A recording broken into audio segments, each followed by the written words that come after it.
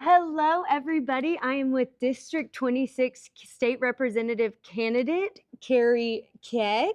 Yeah. Hello, Kerri. Thank you for joining us today. Hello, Fiona. Thank you so much for having me. I really appreciate being here. Yes, I have actually met Kerri within community events. She has been all over the community, so I'm excited to spend this time with her today. So, Kerri, are you ready to start off? I am ready. Well, perfect. Okay, so I'm very curious, and I'm sure we are all curious. What are some policies you would like to either support or implement as it relates to quality of life and economic development within your district?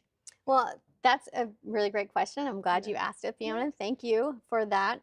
So we have knocked over 10,000 doors in the community Wow. since January 1st. And the primary reason for that is because we need to know and understand what people in our community are concerned about, what they care about, and the challenges that they face, and in order to be able to address those and to find solutions for those challenges.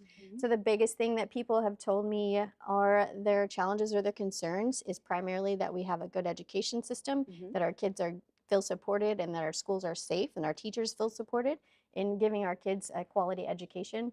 And they care about people who are experiencing homelessness and the causes of uh, people in that situation, as well as finding those solutions. So, in order to address those two things specifically, I'd like to find ways to ensure that our schools are safe, which means ensuring they have the funds needed for security improvements, and also to work to find ways to ensure that our kids are fed. They get free Right. meals in schools. Studies show that when kids are not hungry, they are much better able to focus on learning, which is what we want them to be able to do, right? And then having counselors in every school.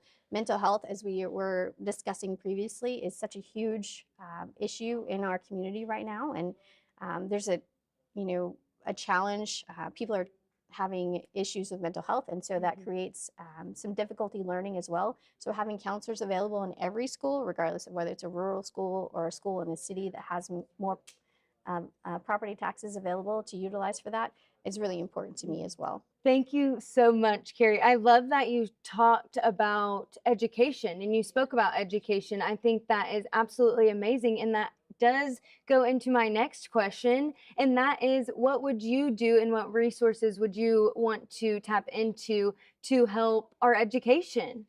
Well, yeah, sorry. So I totally kind of addressed that That's question okay. with my It goes hand previous in hand. answer. Sure. Yes. And I didn't really necessarily talk about addressing homelessness. But so as far as schools, again, it's just ensuring that our schools are resourced and safe, and that they are funded. We are still one of the lowest, our teachers are still one of the lowest paid regionally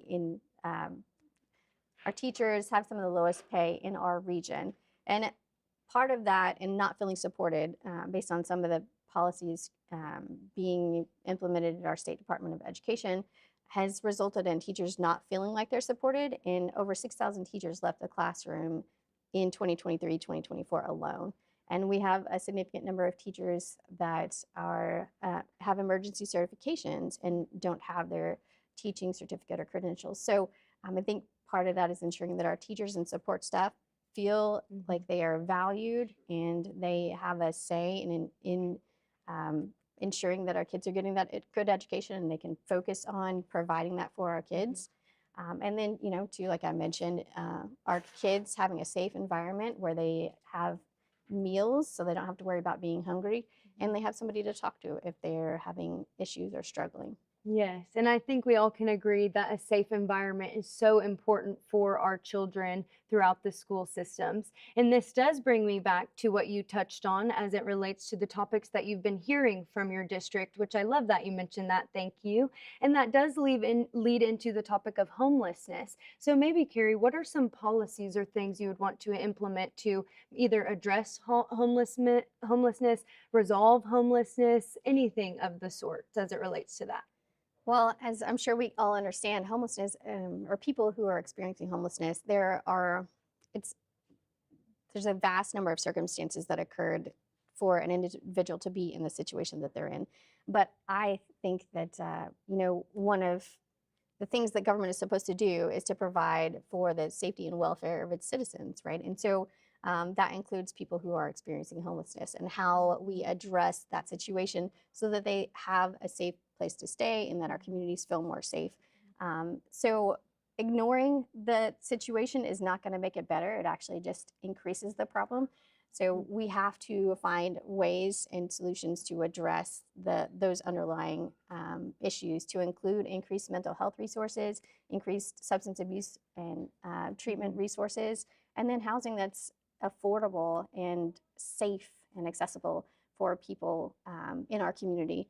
And, obviously on the economic side, to bring jobs into our community that pay well and provide benefits to their employees like paid sick leave and paid time off. And the people are making enough of a wage that they can actually be able to take leave or care for their kids and not have to work multiple jobs. They can spend time with their kids and maybe even every once in a while afford a vacation. I think that's what everybody would like to have, and that's what we should strive for. So Yes. Talk about mental health. I think we all need a vacation and we all deserve a vacation for sure. Thank you so much for touching on those amazing points. Kerri, you answered a lot of my personal questions, and I'm sure you answered a lot of the community's question as well.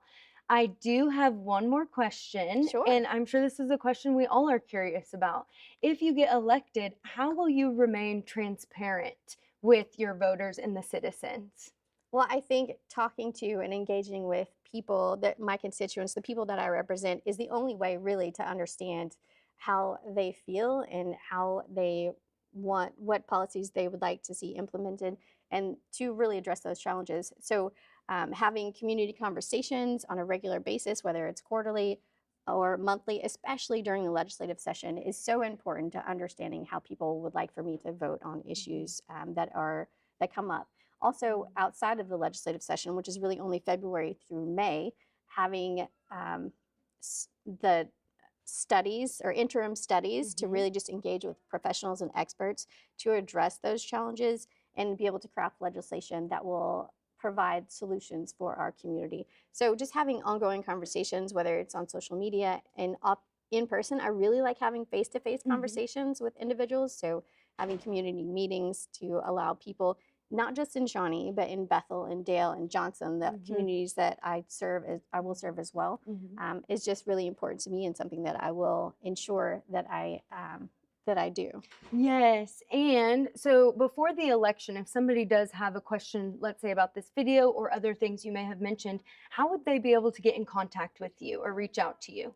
Well, our website, you can always go on our website, and there are multiple ways to contact us on our website. And so it's www.kerrikeck.com. That's KERRIKECK.com. We have our email address on there and a phone number. And then as we are walking and talking to people in neighborhoods, we have cards as well to give out. So that have our contact information on there. So, and you can follow us on social media and message us on social media.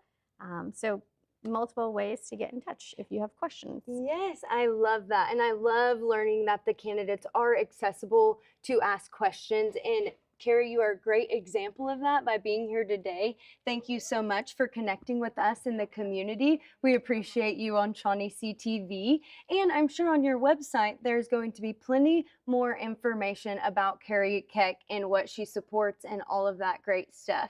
You know, I served our country for 23 years in the Army because I believe in our democracy. And in order to exercise your voice and have a say in your government, you have to vote. Yes. Register to vote, and then do a little bit of research on the candidates, not just myself, but my opponent. And, you know, instead of just checking the straight party box, make sure you go down and look for my name and vote for me on November 5th.